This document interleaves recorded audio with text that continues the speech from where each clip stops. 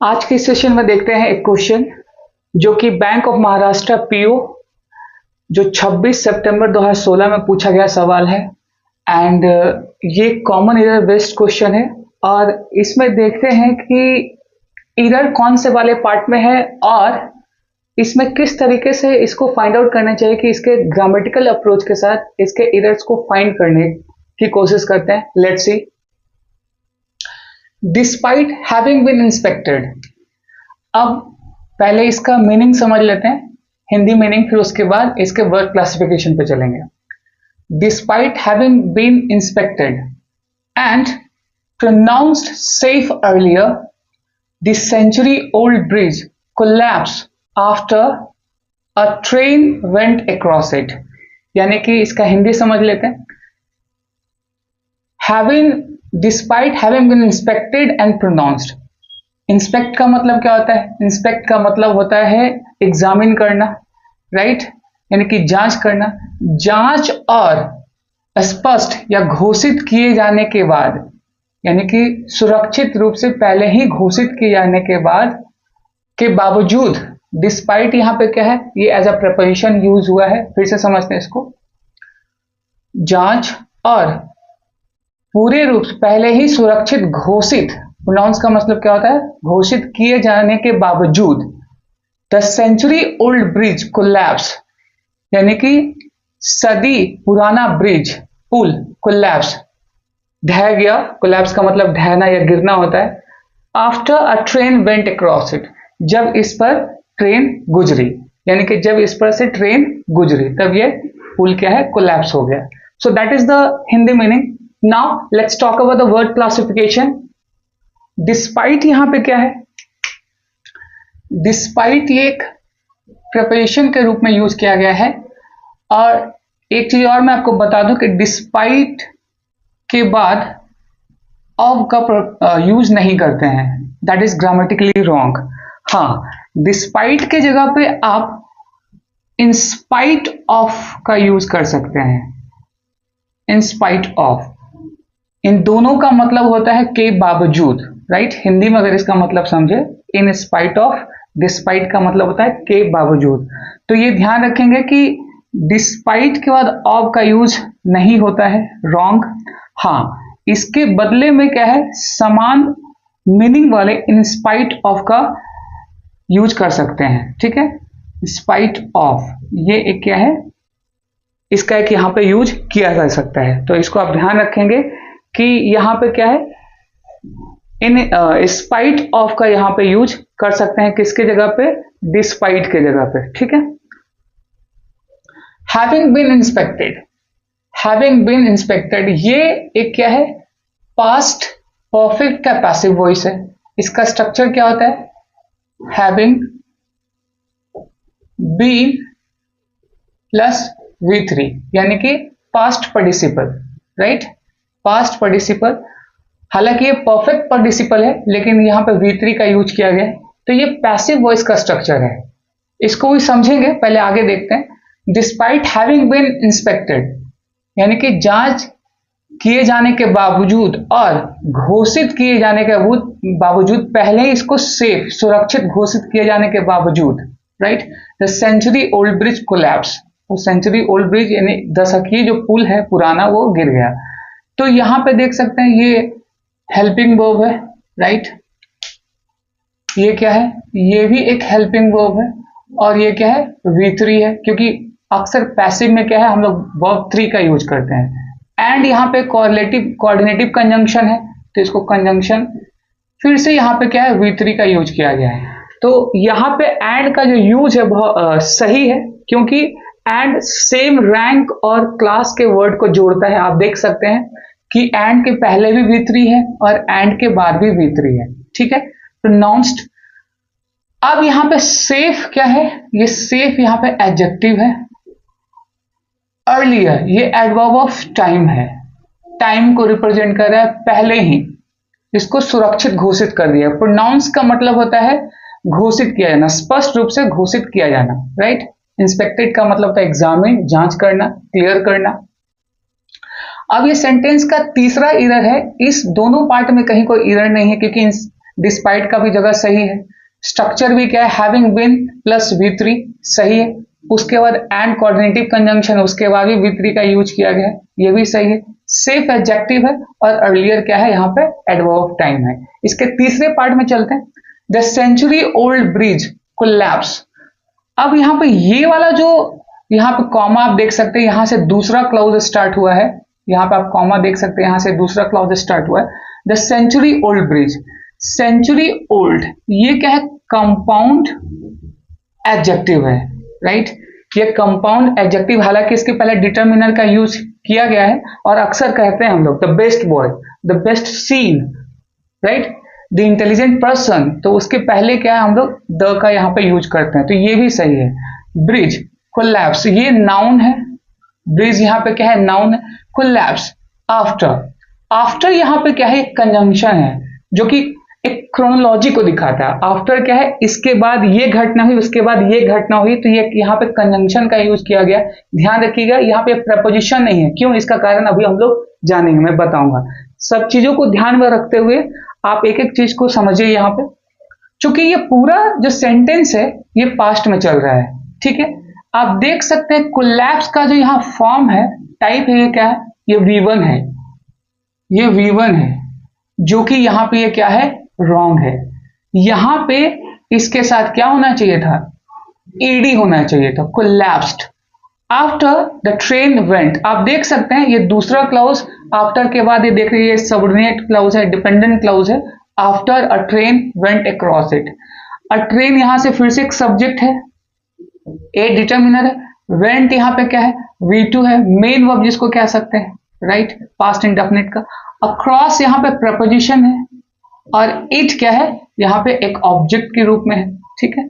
ये इट किसके लिए आया है, ब्रिज के लिए, है ना, ये इट किसके लिए आया है, ब्रिज के लिए, राइट। तो आप देख सकते हैं कि यहां पास्ट है, लेकिन ये वाला जो वर्ब है ये प्रेजेंट में है, तो इधर हमारा किस वाले पार्ट में, पहले इसको समझते हैं, यानी कि थर्ड नंबर हमारा क्या है, इधर है। आप इसको आसानी से समझ सकते हैं कि यहाँ कोलैप्स, जबकि ये पूरी जो इंसिडेंट है पास्ट इंसिडेंट के बारे में एक्सप्लेन कर रही है, यानी पास्ट की घटना के बारे में, इंसिडेंट के बारे में, एक एक्सीडेंट के बारे में। तो यहाँ पे V1 का यूज नहीं होगा, V1 का या यूज या V5 का यूज, यानी verb one present participle, specially V1 और V5 का यूज हम लोग कब करते हैं, जब हम प्रेजेंट के कार्य को रिप्रेजेंट करते हैं, डे टू डे वर्क को रिप्रेजेंट करते हैं। हालांकि ये क्या है, पास्ट इंसिडेंट को दिखाया जा रहा है, तो ये तो यहाँ पे इरर है, ये यहाँ पे क्या होना चाहिए थे, ed, राइट। अब इसको थोड़ा और समझते हैं, हैविंग बीन, ये थोड़ा कॉन्सेप्ट में आपको क्लियर कर देता हूं।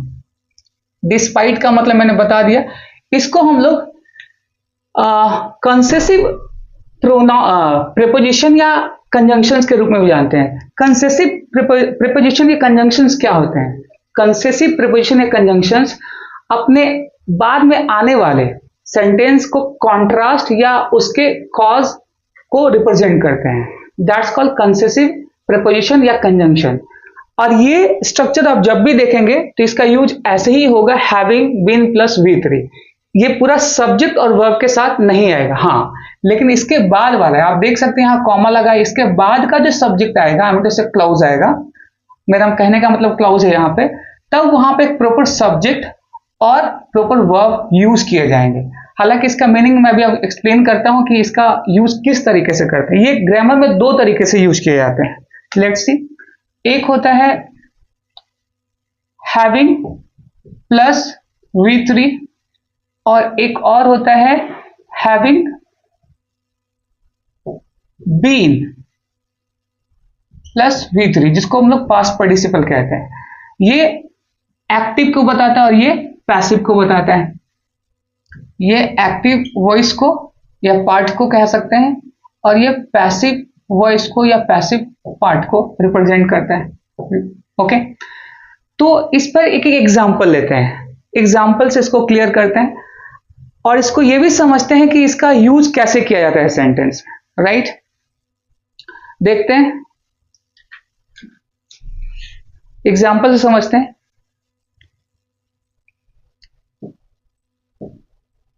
Having finished her lunch, she went to study.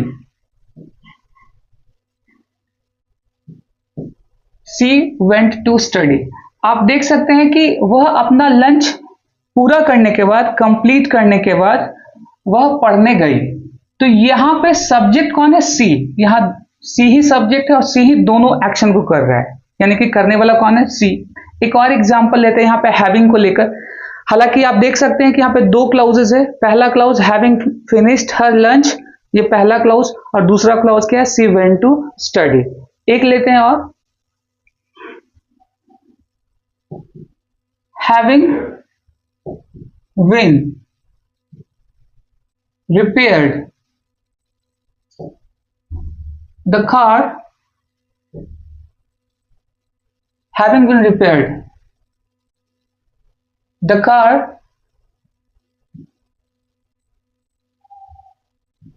ran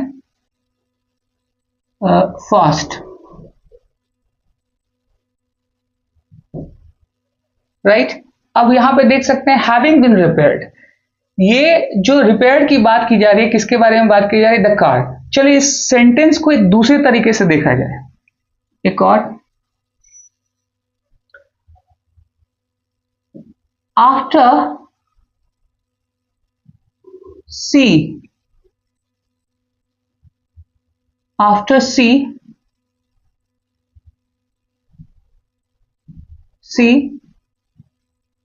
had finished her lunch, she went to study। ये वाला पार्ट जो है यहां पे मेंशन होगा, चलिए मैं मेंशन कर ही देता हूं। she went to study। now you can see that how just I distinguish these two part of the sentence clause. I mean to say, आप देख सकते हैं कि आफ्टर का यूज करने के बाद मैंने यहां पे क्या यूज किया? She had finished her lunch, she went to study. तो ये एक ही सब्जेक्ट है, आप देख सकते हैं सब्जेक्ट एक ही है, एक ही सब्जेक्ट वर्क कर रहा है, राइट। यानी कि अपना लंच फिनिश करने के बाद वह पढ़ने के लिए गई। आप यहां पे एक और वर्ड लिख सकते हैं यहां पे, हर लंच हर सेल्फ। उसने अपना लंच स्वयं फिनिश किया और उसके बाद स्टडी करने के लिए गई। तो आप देख सकते हैं कि मॉडर्न ग्रामर में अक्सर इन जो दो बार सब्जेक्ट का यूज हो रहा है और वर्ब का यूज हो रहा है, इसको और साथ ही साथ आफ्टर यानी कंजंक्शन का यूज हो रहा है, ठीक है, जो कि क्रोनोलॉजी को दिखा रहा है कि ये काम होने के बाद क्या है, ये काम हुआ है। तो उसको रिपीट न करने के लिए क्या है, इस प्रकार के सेंटेंसेस का यूज किया जाता है। इसमें हमेशा क्या फॉलो करता है, आप देख सकते हैं V3, यहां पे वर्ब का थर्ड फॉर्म यूज किया गया, having finished her lunch she went to study. तो यहां पे क्या है, सब्जेक्ट का जो यूज है बार बार उसको हटाया गया है और इसको शॉर्ट किया गया है, having finished her lunch she went to study. आप इसको इस तरीके से समझ सकते हैं। दूसरी तरफ having been plus V3 passive part, having been repaired, तो इसको कैसे लिखा जा सकता है, लेट्स सी। और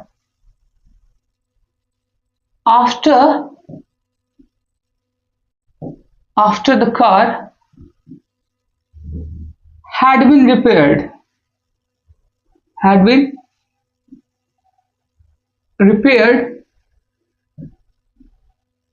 after the car had been repaired,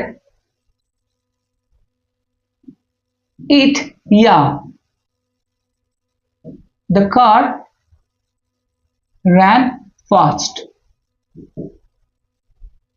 अब इस सेंटेंस यहां पे एक और वर्ड यूज किया जा सकता है, because the car had been repaired it और द कार रैन फास्ट, यानी कि क्योंकि कार को रिपेयर किया गया, ये पैसिव पार्ट है, आप देख सकते हैं हैव प्लस बीन।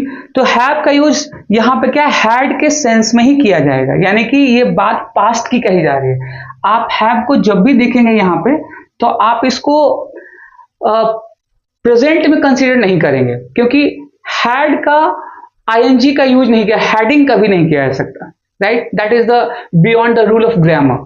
हैड में कभी भी आईएनजी यानी जेरेंट फॉर्म में चेंज नहीं किया, इसको हैडिंग कभी नहीं किया जाता, राइट। तो इसका क्या है, हैविंग का यूज किया जाता है। I hope it is clear.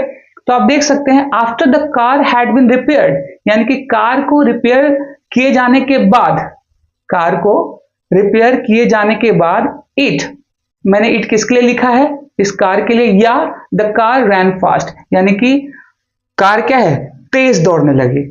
या तो इसको दूसरे तरीके से क्या लिखा जा सकता था, the car ran fast because it had been repaired, क्योंकि इसको रिपेयर किया गया था, राइट, किया गया था या किया गया, इस तरीके से। तो आप देख सकते हैं कि इसको शॉर्ट करके इस तरीके से लिखा गया, having been repaired the car ran fast. तो इसका स्ट्रक्चर आप समझ सकते हैं यहाँ कि आप कॉमा का यूज करके सब्जेक्ट, यहाँ पे आप V2 या आप यहाँ पे वर्ब टू बी का भी यूज कर सकते हैं, verb to be plus object का यूज यहाँ पे किया जा सकता है, यानी मेन वर्ब का भी यहाँ पे यूज किया जा सकता है। अगर आपने V2 लगाया है तो main verb, verb to be लगाया है तो V3 और प्लस ऑब्जेक्ट, इस तरीके से इसका यूज किया जाता है।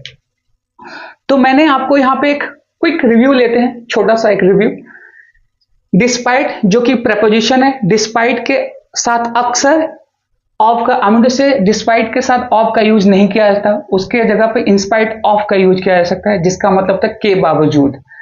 हैविंग बीन जो कि ये पैसिव पार्ट में है, इंस्पेक्टेड एंड प्रोनाउंस्ड, जांच और सुरक्षित तरीके से जांच किए जाने के बावजूद, घोषित किए जाने के बावजूद, the country old bridge collapsed, यहाँ पे क्या होगा, ईडी कोलैप्स्ड, यहाँ हमारा एरर कौन सा था, 3 वाला पार्ट, यानी कि जो सदी पुराना ब्रिज था, पुल, वो गिर गया। After a train went across it, जब ट्रेन उस पर से गुजरी, जब उस पर से ट्रेन गुजरी। So I hope it is clear कि यहाँ पे मैंने आपको ग्रामेटिकल कॉन्सेप्ट भी एक्सप्लेन किया है और एक प्रॉपर अप्रोच जो होता है ग्रामर का, बेसिक कॉन्सेप्ट वर्ड क्लासिफिकेशन के साथ मैंने आपको एक्सप्लेन किया। So that's all for the day. मैं इसी तरीके से शॉर्ट वीडियो लेकर आऊंगा और प्रॉपर ग्रामेटिकल कॉन्सेप्ट के साथ, अप्रोच के साथ, कि हर एक पार्ट आपको समझ में आए। सो आज के लिए इतना ही। If you like my way of explanation, my videos, my session, please subscribe button and I need your support, share my videos as much as possible. So आज के लिए इतना ही, मिलते हैं अगले सेशन में एक और शॉर्ट क्वेश्चन के साथ और एक ग्रामेटिकल अप्रोच के साथ। नमस्कार।